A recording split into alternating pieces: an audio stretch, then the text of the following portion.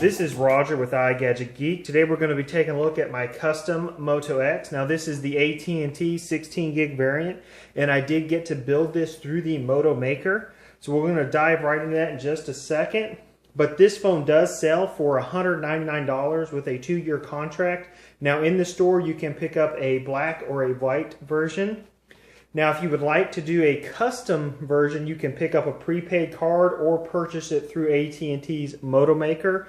If doing it online, you can upgrade that storage from 16 gigs to 32 gigs for another $50. Now the Moto X does have a 10 megapixel rear camera that records video in 1080p. It has a 2 megapixel front camera, has a 4.7 inch 720p AMOLED display with 2200 milliamp hour battery. But let's go ahead and dive right on into this and take a look at what all they sent me. Now I've of course used this for a few days, and here's my custom made Moto X. Now I picked the black front, the green back, they call it olive but it's army green, and the nice burnt orange accents. Now if you saw my introduction to Moto Maker, you kind of saw the different choices. So there is my custom phone. In the box you also get a little pamphlet with all your paperwork, get quick start guide. Now I opted for the white sync cable and white charging brick. Now one of the neat things is the USB brick does have 2 outputs. You get of course your removal tool, and right in here is what your removal tool came in.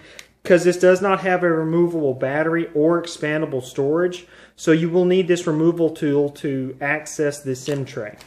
Let's go ahead and set this packaging, this charging cable, and all this to the side, and we'll dive right into the phone. So here's the phone itself. Of course we have that active display.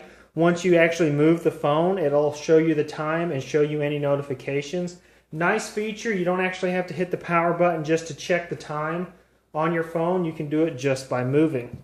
Now if you touch this, this is your kind of notification panel. I can go into this email, or I can go right in and unlock the phone. Now of course I have used this for a few days. You can go in here, you can choose your wallpaper as you saw on the Moto Maker, but we can go right down in here and we'll pick out a different custom wallpaper. Now you can choose which wallpaper. This comes pre-installed, but you have multiples here to choose from. So when choosing that on the Moto Maker, the wallpaper, you are still getting all the other wallpapers with it. Now this is very much a stock vanilla Android experience, so it's really kind of unique to see this on a carrier specific phone. In other words, this is a carrier subsidized phone that has the vanilla Android right out of the box. One of the really nice features, if you don't like a lot of bloatware from your carriers, then the Moto X is going to be a great phone. Now in my using and testing, it only really has 2 applications that AT&T has installed. It is the AT&T Visual Voicemail and the My AT&T. Those are the only AT&T specific applications that come pre-installed on this phone.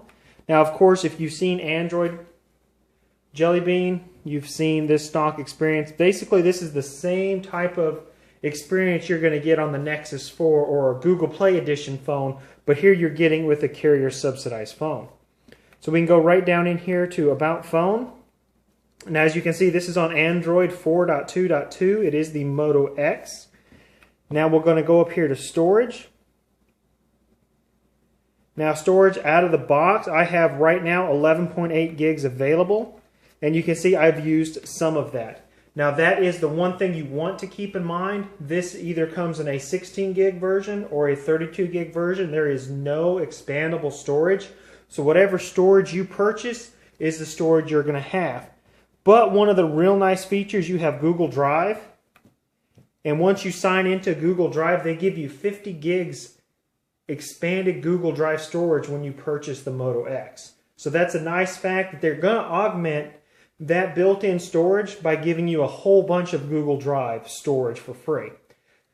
Now one of the other cool features I wanted to show you guys, of course this is an NFC enabled phone. Right here where the little M logo is, that's right where your NFC sensor is. Now one of the neat things they did send me one of the little Motorola skips out to test. So what this allows you to do is it has a magnet and it's like suede material.